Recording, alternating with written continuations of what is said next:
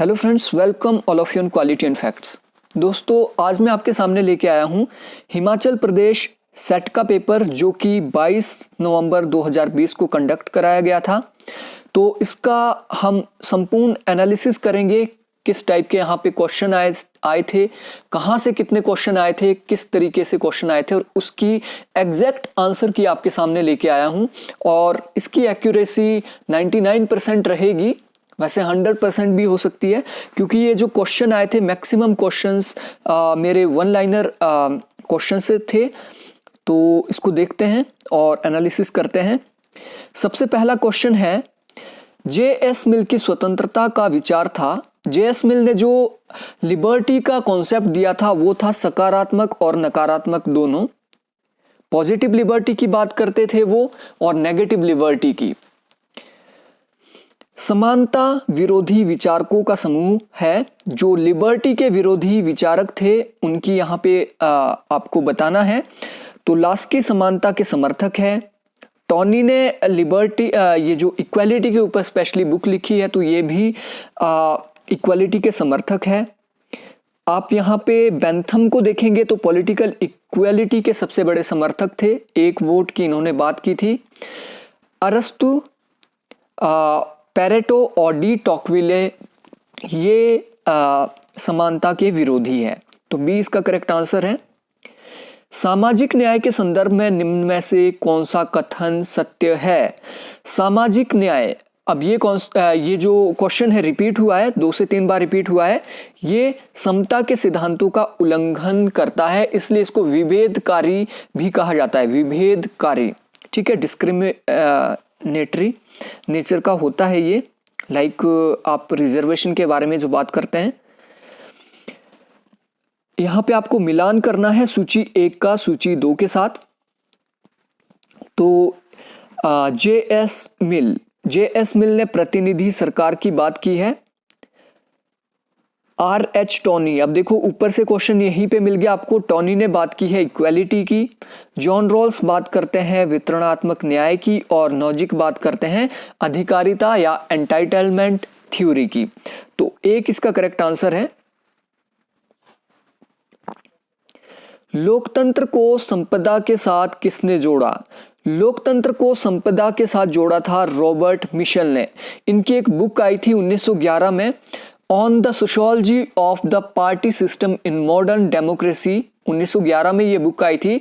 इसके अंदर इन्होंने अल्पतंत्र का लौह सिद्धांत दिया था और लोकतंत्र को इन्होंने संपदा के रूप में देखा था। इसमें राज्य की शासनात्मकता के प्रतिपादक कौन है? गवर्नेबिलिटी के साथ जुड़े हैं माइकल फुकोल्ट इनको कहते हैं। तो ये क्वेश्चन भी रिपीट हुआ है प्रीवियस ईयर क्वेश्चन पेपर से, नेट में भी ये क्वेश्चन आ चुका है। संगत युग्म छांटिए, जो यहाँ पे करेक्ट है वो आपको छांटना था। तो मल्टीकल्चरलिज्म सिटीजनशिप के साथ जुड़ी है विल किमलिका। निम्न में से कौन सा एक मार्क्सवाद का सिद्धांत नहीं है? तो मार्क्सवाद का सिद्धांत नहीं है अतिरिक्त मोल का सिद्धांत। डायलेक्टिक मटेरियलिज्म इन्होंने दिया है, हिस्टोरिकल मटेरियलिज्म भी दिया है और वर्ग संघर्ष का भी दिया है। तो अतिरिक्त मोल का मतलब हुआ आपका, मोल का मतलब होता है प्राइस, लेकिन प्राइस की बात यहाँ पे कार्ल मार्क्स ने नहीं की है, इन्होंने वैल्यू की बात की है। अतिरिक्त मूल्य का सिद्धांत दिया है, ना कि मोल का। तो डी करेक्ट होगा, ये नहीं है। द येलो वॉलपेपर पुस्तक के लेखक कौन है? येलो वॉलपेपर पुस्तक लिखी है गिलमैन ने, सैलोटे पार्किंस गिलमैन। किसने कहा था कि मान्यता ना कि अनुभूति बहुसंस्कृतिवाद का आधार है? तो ये क्वेश्चन थोड़ा सा डाउटफुल है। इसको प्लीज किसी को पता है तो कमेंट बॉक्स में इसको लिख लीजिए। एक क्वेश्चन ऐसा और मिलेगा, जो 2 क्वेश्चन यहाँ पे डाउटफुल रहेंगे इस पूरे एनालिसिस के अंदर। किसने कहा सद्गुण ही ज्ञान है? तो सुकरात ने कहा था सद्गुण ही ज्ञान है, और सुकरात से प्लेटो ने इसको अडॉप्ट किया था। तो यहाँ पे आंसर की देखनी होगी कि क्या आंसर आएगा, लेकिन इसका 100% मुझे लग रहा है HPPSC जो आंसर देगी वो सुकरात देगी, क्योंकि सुकरात से ही अडॉप्ट किया था प्लेटो ने। अरस्तु के अनुसार निम्न में से कौन सा सरकार का सर्वश्रेष्ठ रूप है?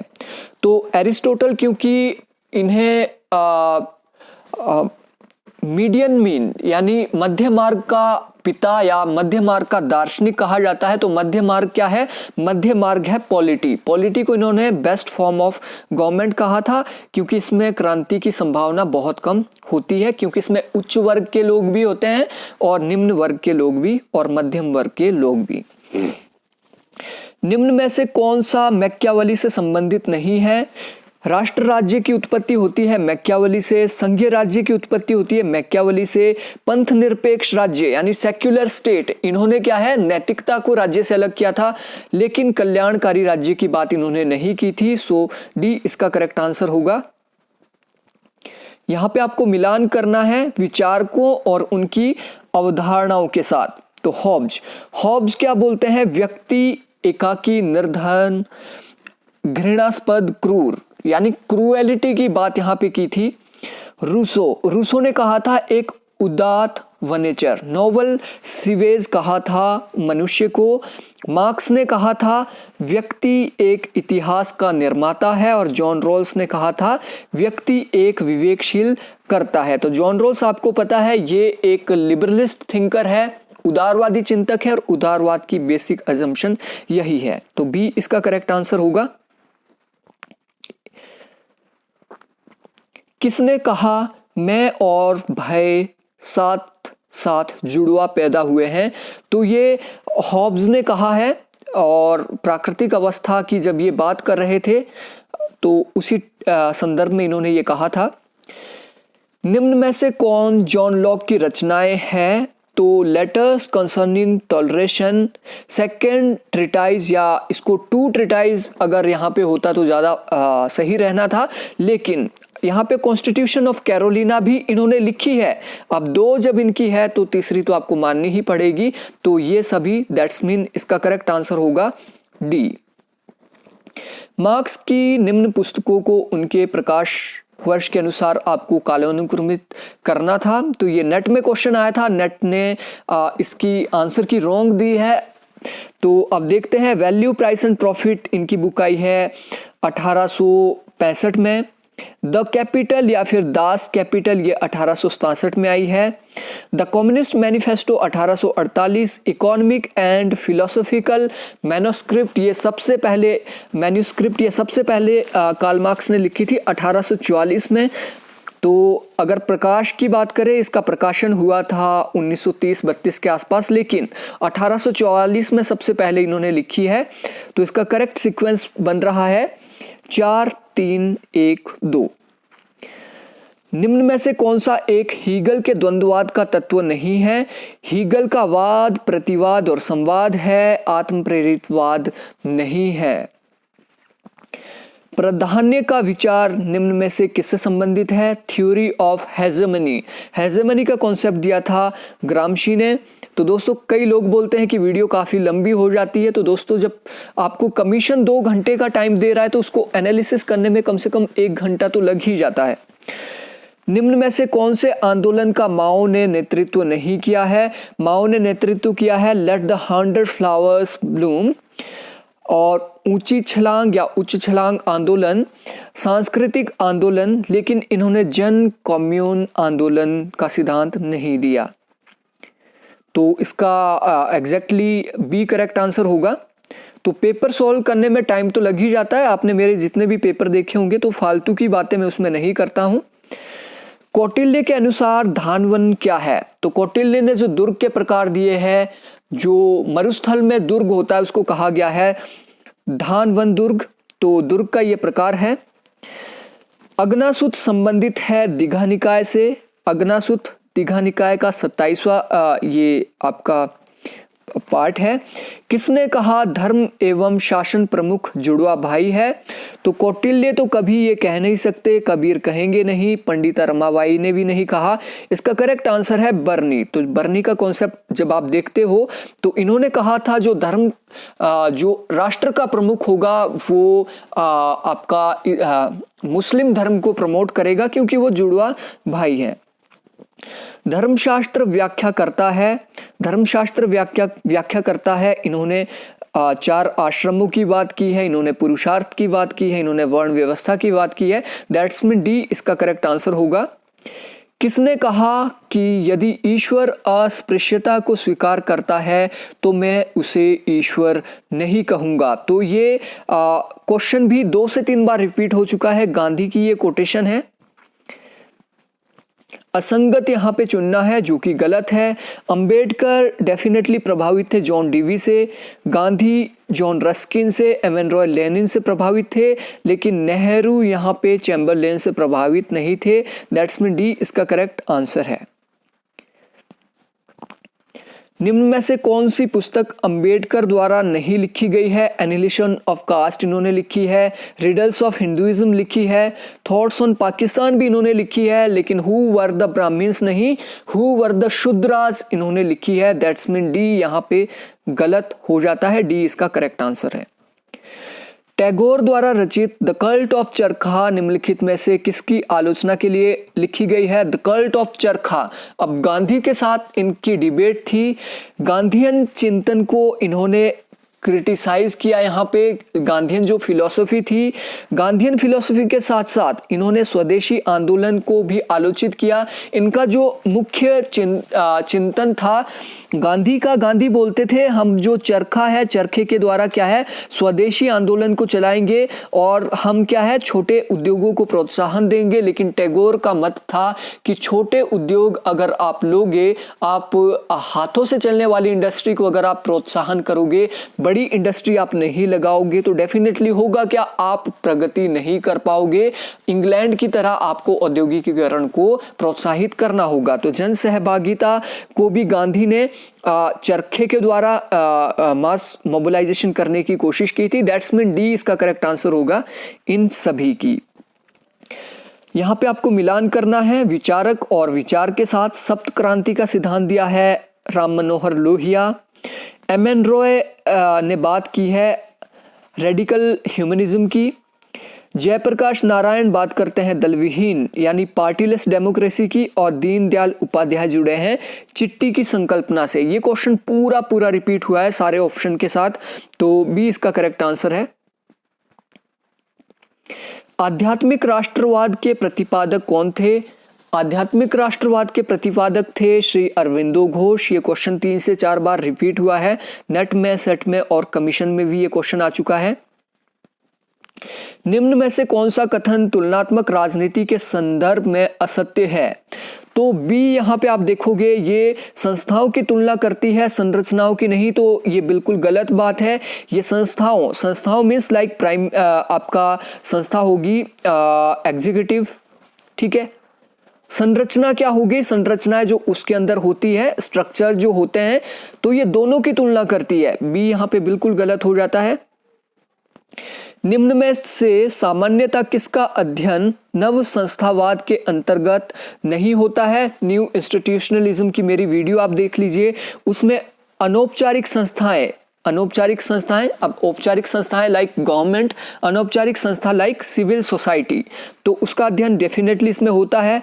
गैर यूरोपियन राष्ट्र, तो न्यू इंस्टीट्यूशनलिज्म आया ही इसलिए था ताकि गैर यूरोपियन राष्ट्र का भी अध्ययन किया जाए, क्योंकि आपकी जो इंस्टीट्यूशनल अप्रोच थी, इंस्टीट्यूशनल अप्रोच ने क्या है ओनली यूरोपियन राष्ट्र का अध्ययन किया था, तो न्यू इंस्टीट्यूशनलिज्म ने गैर यूरोपियन राष्ट्र का अध्ययन किया। इन्होंने प्रोसीजर्स यानी प्रक्रियाएं किस तरीके से चलती है उसका भी अध्ययन किया, लेकिन क्लासिक्स यानी श्रेणीय ग्रंथ का इन्होंने अध्ययन नहीं किया।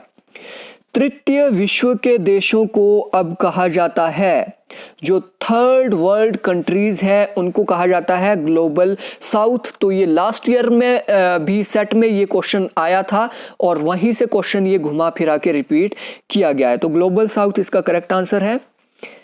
किसने संजातीय को राष्ट्रवाद का आधार माना? संजातीय means ethnicity.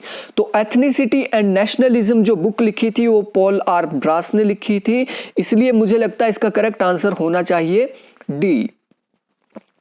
Globalisation and its discontent, ये क्वेश्चन भी रिपीट हुआ है, ये बुक लिखी है जोसेफ स्टिग्लिट्ज ने, तो ए करेक्ट आंसर है।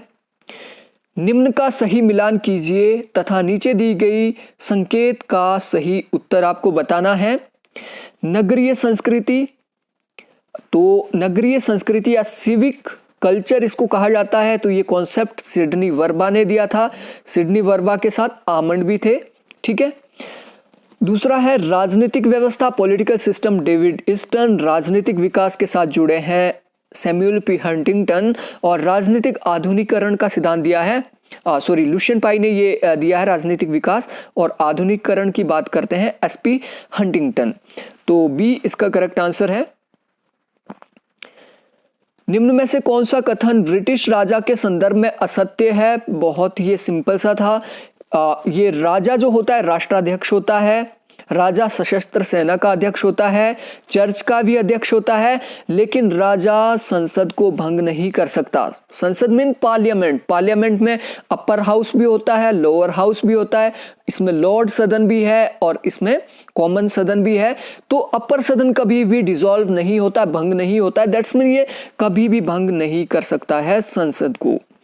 निम्नलिखित में से चीनी साम्यवादी नेताओं का कार्यकाल आपको बताना है, तो माओ जो जेडोंग है, माओ से तुम सबसे पहले थे, उसके बाद डेंग जियोपिंग, फिर जियांग जेमिन जी, और अभी जो प्रेजेंट में है वो है शी जिनपिंग, तो इसका ए करेक्ट आंसर है।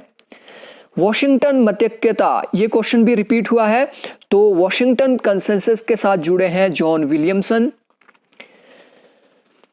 वैली ब्रॉक, बर्क, ब्राइस, वेजहॉट, तो बर्क आप समझते हैं इंग्लैंड के अंदर जो कंजर्वेटिव पार्टी है उसके ये फादर है, वेजहॉट ने भी पॉलिटिकल पार्टी का निर्माण किया है, that's mean D correct answer है, ये राजनीतिक दलों के साथ जुड़े हुए हैं। निम्न में से कौन सा एक हरित राजनीतिक सिद्धांतकार नहीं है? हरित बोले तो ग्रीन रेवोल्यूशन के साथ कौन नहीं जुड़ा है? गैरेट हार्डिसन, इन्होंने बात की है इकोलॉजिज्म की, रचल कार्सन ने भी और जेम लवलॉक ने भी। टी.एच. ग्रीन, ये एक आप बोल सकते हैं आदर्शवादी चिंतक हैं, ये ग्रीन से काफी लोग यहाँ पे कंफ्यूज हुए होंगे कि ग्रीन तो हरित होता है, ऐसा नहीं है, तो इसका बी करेक्ट आंसर है। अंतरराष्ट्रीय संबंधों में वाद विमर्श संबंधित है, तो नियो विमर्श जो जुड़ा है वो नव यथार्थवाद एवं नव उदारवाद से ये जुड़ा हुआ है। पैक्टा संट सर्वेंटा, ये किससे जुड़ा हुआ है? इसका मतलब होता है जो ट्रीटी आपको मस्ट बी केप्ट, आपको वो ट्रीटी केप्ट करनी पड़ेगी। पैक्टा से ही यहाँ पे समझ आ रहा है, पैक्ट का मतलब होता है संधि, तो ए यहाँ पे करेक्ट आंसर होगा। सन्निहित उदारवाद की संकल्पना, ये क्वेश्चन भी रिपीट हुआ है, ये जॉन रुगी ने दिया है, और यहाँ तक 44 क्वेश्चंस हम देख चुके हैं, इसमें से मेरे ऑलमोस्ट ठीक है। और अगर मैं अपने स्कोर की बात करूँ तो 80+ मेरा यहाँ पे है। आपका क्या स्कोर यहाँ पे बन रहा है, तो आप प्लीज़ इसको अपने कमेंट बॉक्स में बता दें, ताकि हम एक बार पता कर पाए कि मेरिट इस बार कितनी हाई जाने वाली है। निम्न में से कौन एक नारीवादी अंतर्राष्ट्रीय संबंध सिद्धांतकार नहीं है? अब इंग्लिश में आप इसको देखोगे तो नहीं है वहां पे, लेकिन हिंदी में यहाँ पे है दिया है, जो कि बिल्कुल गलत है, लेकिन इंग्लिश को ही ये फाइनल मानने वाले हैं।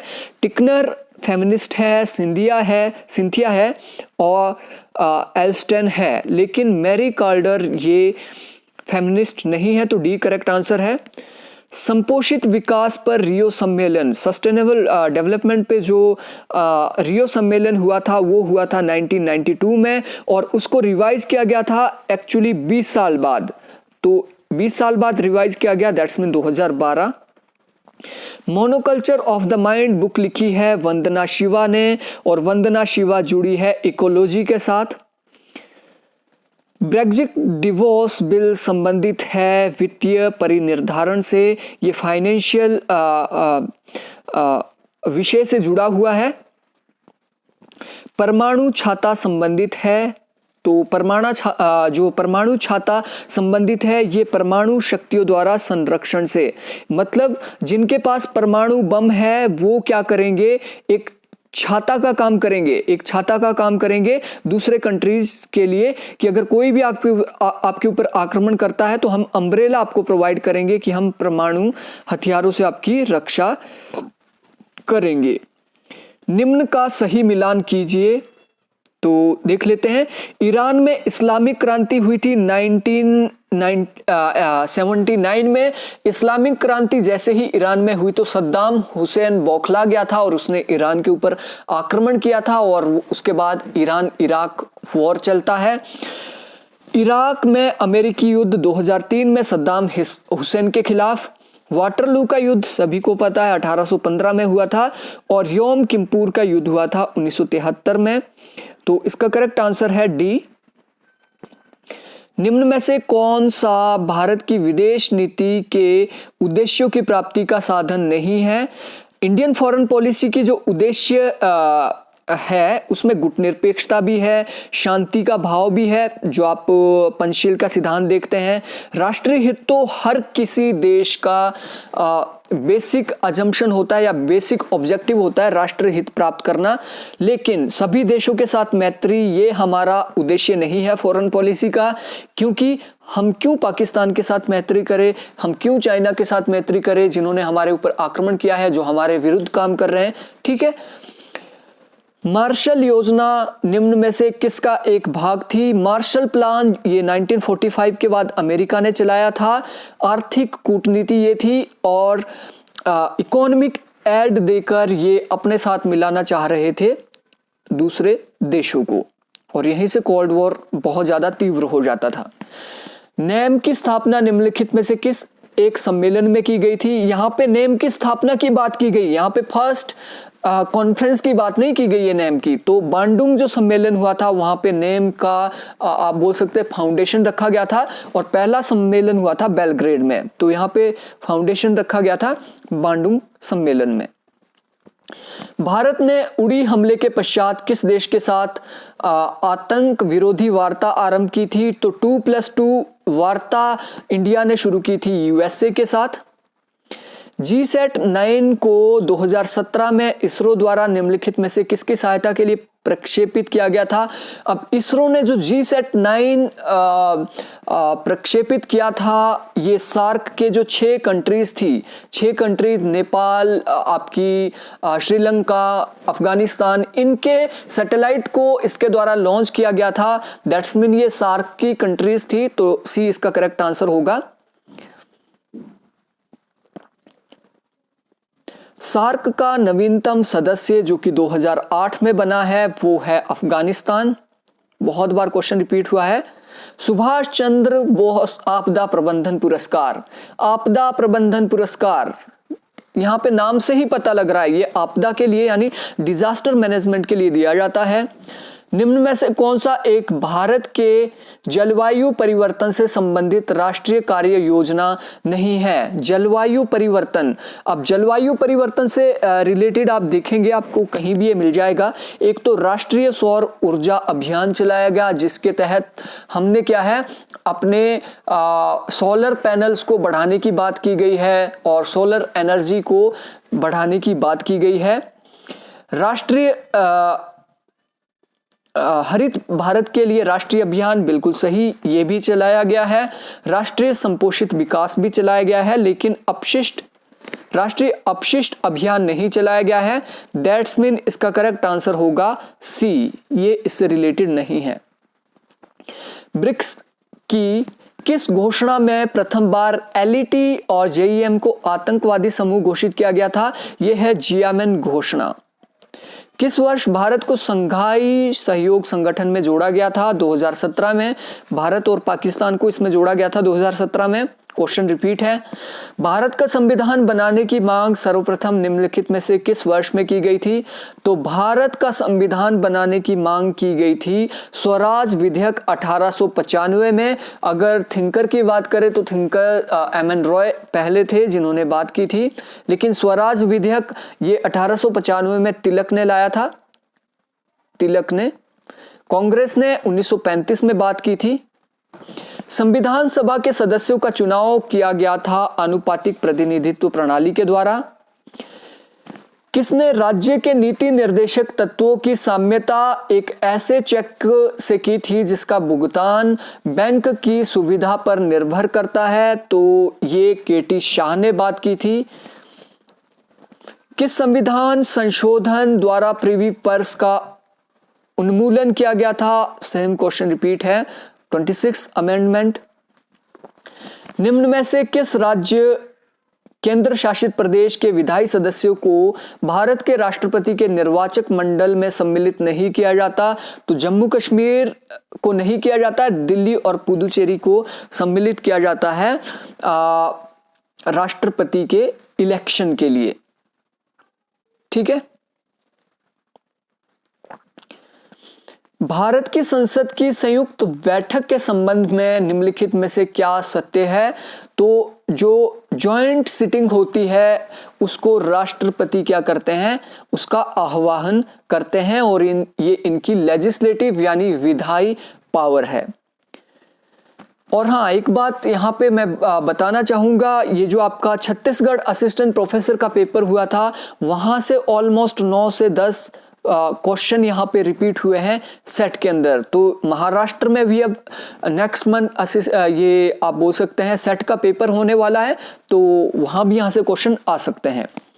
जनहित याचिका के स्थान पर सामाजिक कार्य योजना का प्रयोग किया था न्यायमूर्ति VR कृष्णा अय्यर ने। तो इसके बारे में मैं 100% श्योर नहीं हूं, आप कमेंट बॉक्स में इसको लिखकर मुझे बताइए, इज इट राइट और नॉट। किसी राज्य में विधान परिषद का सृजन किया जाता है, ये विधानसभा के प्रस्ताव पर संसद द्वारा किया जाता है।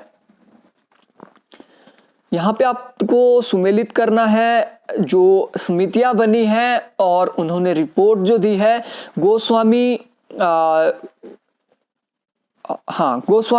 कमीशन जो समिति बनी है 1990 में, इंद्रजीत गुप्ता 1998 में, वोहरा समिति जो कि करप्शन को लेके बनी थी 1993 में, चुनाव आयोग पे रिपोर्ट आई थी 2004 में। तो क्वेश्चन बिल्कुल सिंपल था, ए इसका करेक्ट आंसर है। चुनाव रिफॉर्म से ही ये सारी कमेटी यहाँ पे आई थी। नव भारत @75 कार्यनीति प्रतिवेदन नीति आयोग ने प्रस्तुत किया है। नव आर्थिक नीति 1991 के शिल्पकार मनमोहन सिंह थे और ये फाइनेंस मंत्री उस टाइम थे, हमारे वित्त मंत्री। 42वें संवैधानिक संशोधन 1976 के द्वारा संविधान की उद्देशिका में निम्नलिखित में से किसे सम्मिलित किया गया? तो 1976 में सम्मिलित किया गया था पंथ निरपेक्ष यानी सेक्युलर शब्द को। निम्न में से क्या हेबरमास के नव सामाजिक आंदोलन की व्याख्या से संबंधित नहीं है? हेबरमास ने जीवन की गुणवत्ता की बात की है, राजनीतिक चेतना की बात की है, आत्मबोध की भी की है। आई थिंक मानवाधिकार की इन्होंने बात नहीं की है। तो इस क्वेश्चन को भी आप प्लीज कमेंट बॉक्स में एक बार वेरीफाई कर लीजिए, इज इट राइट और नॉट। निम्न में से कौन सा सामाजिक संगठन यानी RTI आंदोलन से संबंध रहा है? तो सभी को पता है MKSS, लेकिन यहाँ पे संघर्ष समिति भी दे दिया है, यहाँ पे संगठन भी दे दिया है, लेकिन इसका करेक्ट आंसर है मजदूर किसान शक्ति ऑर्गेनाइजेशन, संगठन।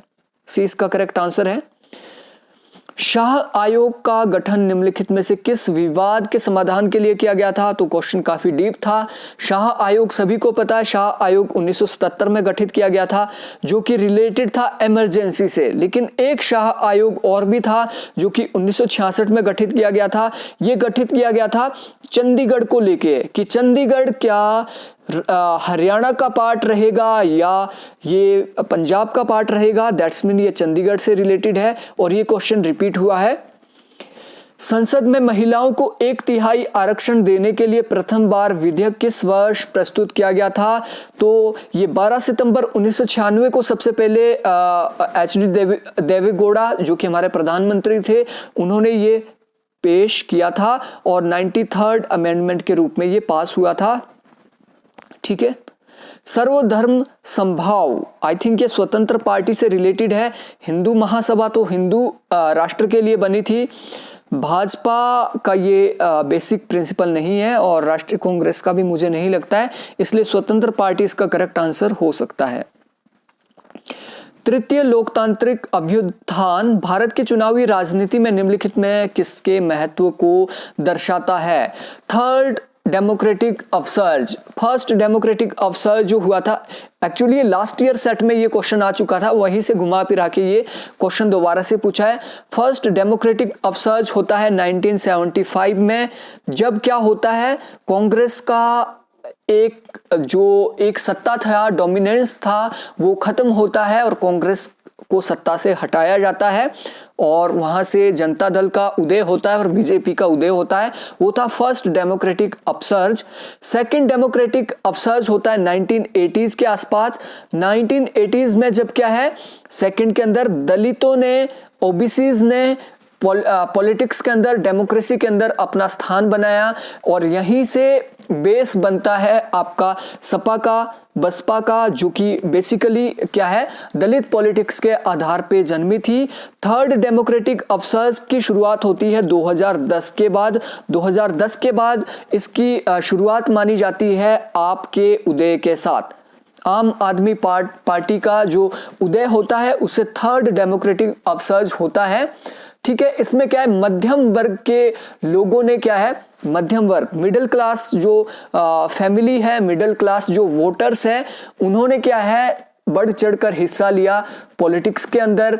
यहाँ मैं आदिवासी की भी बात करूंगा कि आदिवासी पॉलिटिक्स की भी यहाँ से उत्पत्ति होती है। 2010 के बाद आप देखते हैं आदिवासी, या फिर आप गुजरात के अंदर पटेल आंदोलन देखते हैं, तो थर्ड डेमोक्रेटिक अपसर्ज मतदाताओं से ही रिलेटेड है कि यहाँ पे एक नए किस्म के मतदाता अपनी जगह बनाते हैं और नए किस्म की यहाँ पे डेमोक्रेटिक शुरुआत होती है। स्वीप की फुल फॉर्म है systematic voter education and electoral participation, एक करेक्ट आंसर है। निम्न में से लोक प्रशासन की कौन सी धारणा वुड्रो विल्सन ने प्रतिपादित की है? इन्होंने की है राजनीति प्रशासन द्वैतवाद, इसीलिए इन्हें फादर कहा जाता है पब्लिक एडमिनिस्ट्रेशन का। लोक प्रशासन के निर्णय निर्माण उपागम के संस्थापक है हर्बर्ट साइमन। नवलोक प्रबंधन निम्नलिखित में से किस सम्मेलन से संबंधित है? तो यह है सेकंड मिन्नोब्रुक से संबंधित। फर्स्ट मिन्नोब्रुक सम्मेलन होता है 1968 में, सेकंड होता है 1988 में, थर्ड होता है 2008 में और फोर्थ आई डोंट नो हुआ है कि नहीं हुआ है। तो 1988 में ये नवलोक प्रबंधन से जुड़ा है मिन्नोब्रुक सम्मेलन 2। लेखक और उनके कार्यों को जोड़ना है, क्वेश्चन बिल्कुल रिपीट है। लूथर गुलिक ने दिया है थ्योरी ऑफ पोस्ट कॉर्ब, ठीक है। हेनरी फ्योल ने दी है गैंग प्लैंक। H.W. टेलर्स ने दी है धातु काटने की कला, इसे आर्ट ऑफ कटिंग मेटल कहा गया है। हर्बर्ट साइमन ने प्रतिबद्ध तार्किकता या बाउंडेड रैशनैलिटी का सिद्धांत दिया है, सी इसका करेक्ट आंसर है। निम्न में से कौन सी एक वेबर की नौकरशाही की विशेषता नहीं है? वेबर ने संवैधानिक सत्ता की बात की है, श्रम विभाजन की बात की है, निष्पक्षता की बात की है, तो ये छत्तीसगढ़ असिस्टेंट प्रोफेसर का जो भी पेपर हुआ था वहां से रिपीट है। लेकिन संविदा यानी कॉन्ट्रैक्ट की बात इन्होंने नहीं की है, that's mean C correct answer है। निम्न में से कौन सी विकास प्रशासन की विशेषताएं हैं? तो नवलोक प्रशासन को goal oriented and change oriented कहा था वीडनर ने, दैट्स मीन ये गोल ओरिएंटेड भी है, चेंज ओरिएंटेड भी है, दैट्स मीन ये ग्राहक कोणमुखी भी है, तो डी इसका करेक्ट आंसर होगा, डी इसका करेक्ट आंसर है। अभिशासन की संकल्पना सर्वप्रथम निम्नलिखित में से किन देशों के संदर्भ में प्रतिपादित हुई है? अभिशासन, गवर्नेबिलिटी का जो संकट उत्पन्न हुआ था वो कहाँ हुआ था? अब देखो, अभिशासन या जो आप गवर्नेंस की बात करते हैं, गवर्नेंस का जो कॉन्सेप्ट है 1990 के आसपास हमारे सामने आया था। तो ये दक्षिण एशियाई जो देश है, दक्षिण एशियाई देशों में क्योंकि भ्रष्टाचार बहुत ज्यादा व्यापक था, तो ये दक्षिण एशियाई देशों के संदर्भ में सामने आया था। निम्न में से कौन परिवर्तनीय नेतृत्व के संबंध में सही है? तो ये क्वेश्चन मुझे बिल्कुल डाउटफुल लगा। परिवर्तनीय जो नेतृत्व है मुझे लगता है या तो ये पीटर एफ ड्रकर है या MP फोलट है। बाकी आप कमेंट बॉक्स में लिखिए आपको क्या लगता है। आपने अगर ये पढ़ा है तो ये भी क्वेश्चन यहाँ पे हमारा क्लियर हो जाएगा। ये मैं इसलिए बोल रहा हूँ क्योंकि HPPSC के आंसर की कुछ ही टाइम में रिलीज होगी और डेफिनेटली मैं इतना श्योर हूँ कि 5 से 6 आंसर वो रॉन्ग देंगे, तो वो हमने यहाँ पे क्लियर करना है। वैज्ञानिक प्रबंधन की जननी कहा जाता है लिलियन गिलबर्ट को। तो जो साइंटिफिक मैनेजमेंट का जो कॉन्सेप्ट दिया था वो FW टेलर ने दिया था और उनके सहयोगी थी लिलियन गिलबर्ट। भारत में सुशासन दिवस छत्तीसगढ़ असिस्टेंट प्रोफेसर का अभी जो पेपर हुआ था 9 तारीख को, बिल्कुल वहीं से रिपीट हुआ है। 25 दिसंबर अटल बिहारी वाजपेयी के ये याद में मनाया जा रहा है। निम्न में से कौन से प्रशासन पर न्यायिक नियंत्रण के उपकरण है? आप प्रशासन के ऊपर न्यायिक नियंत्रण आप कैसे रखते हैं? या तो आप रिट जारी करेंगे, 5 प्रकार की जो रिट होती है हमारी, उसको आप आर्टिकल 32 के थ्रू जारी कर सकते हैं। आप न्यायिक समीक्षा कर सकते हैं, आप कानूनों की प्रगतिशील व्याख्या कर सकते हैं। That's mean D correct answer है। निम्न एशियाई देशों को करप्शन के हिसाब से आपने करप्शन परसेप्शन इंडेक्स के हिसाब से ये ट्रांसपेरेंसी इंटरनेशनल द्वारा लाया जाता है ये इंडेक्स। तो भारत का स्थान रहा था 78, पाकिस्तान का 117, चीन का 87 और श्रीलंका का 89। दैट्स मीन ए इसका करेक्ट आंसर है। सूचना का अधिकार अधिनियम पास किया गया था 2005 में। भारत में लोकपाल है एक संस्था। भारत में लोकपाल एक व्यक्ति नहीं है, उपकरण नहीं है, ये एक प्रकार की संस्था है जिसमें एक से ज्यादा व्यक्ति होते हैं। निम्न में से कौन एक आधिकारिक अभिशासन को दर्शाता है? आधिकारिक अभिशासन, आधिकारिक अभिशासन आधारिक अभिशासन है। ग्रासरूट पॉलिटिक्स को इसमें से कौन दर्शाता है? आधारिक, तो संबंध आधार, यानी आप बेसिक ग्रासरूट पे जाएंगे, आप संपर्क ग्राम्य से आप गांव लेवल पर अपना संपर्क स्थापित करेंगे, आप एक्चुअल स्थिति है गांवों की या फिर हमारे इंडिया की उसको आप देखोगे। दैट्स मीन डी इसका करेक्ट आंसर होगा। 2 अक्टूबर 2014 को स्वच्छ भारत अभियान शुरू हुआ था राजघाट नई दिल्ली से। तो राजघाट में क्योंकि महात्मा गांधी की समाधि है तो यहीं से उनकी याद में ये शुरू किया गया था। सरकारी कार्यक्रम प्रधानमंत्री उज्ज्वला योजना, ये भी रिपीट हुआ है, ये रसोई ईंधन से रिलेटेड है। मनरेगा में निम्नलिखित में से कौन से अंकेक्षण का प्रयोग होता है? तो सोशल ऑडिट, ये कॉन्सेप्ट काफी 2010 के बाद काफी उभरा है।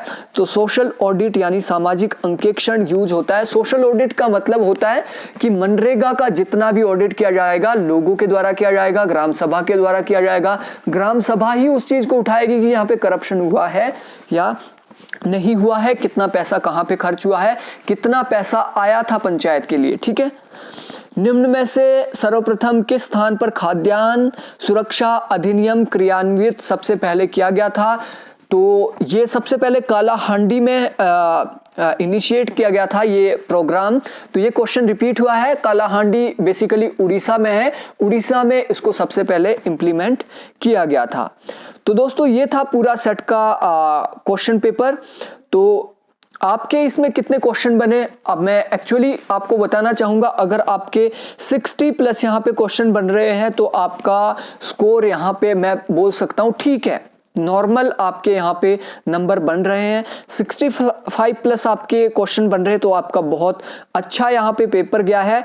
आपके 70 अबव क्वेश्चन बने हैं तो बहुत अच्छा है, और आपके 75 से अबव जितने भी क्वेश्चन है एक्सीलेंट है, मींस आपका बहुत अच्छा वो स्कोर है। तो अब देखिए यहाँ पे इन्होंने कहाँ पे कितना फोकस किया। अब यहाँ पे आप देखोगे जनरल नॉलेज के ऊपर भी इन्होंने फोकस किया। 8 से 10 क्वेश्चन यहाँ पे जनरल नॉलेज के थे जो कि नेट में नहीं आते हैं। बाकी यहाँ पे जो पैटर्न है पूरा का पूरा 100% पैटर्न यहाँ पे अपनाया गया है। NTA net NTA UGC net का पूरा पैटर्न यहाँ पे अपनाया गया है। अब फर्दर आप महाराष्ट्र का ले लो, राजस्थान का ले लो, बिहार का ले लो, कहीं के भी जो सेट आने वाले हैं वो एनटीए नेट का ही पैटर्न फॉलो करने वाले हैं। तो आई होप दोस्तों आपके लिए ये वीडियो यूजफुल रही होगी। Thank you, thanks for watching. अगर आप पेपर 1 की वीडियो देखना चाहते हैं तो वो स्टडी ऑनलाइन सर्विस के ऊपर आप सर्च कर सकते हैं यूट्यूब पे, स्टूडियो सर्विस। इसके ऊपर पेपर 1 का पूरी एनालिसिस मैंने डाल दिया है, तो वहां पे आप इसको सर्च कर सकते हैं।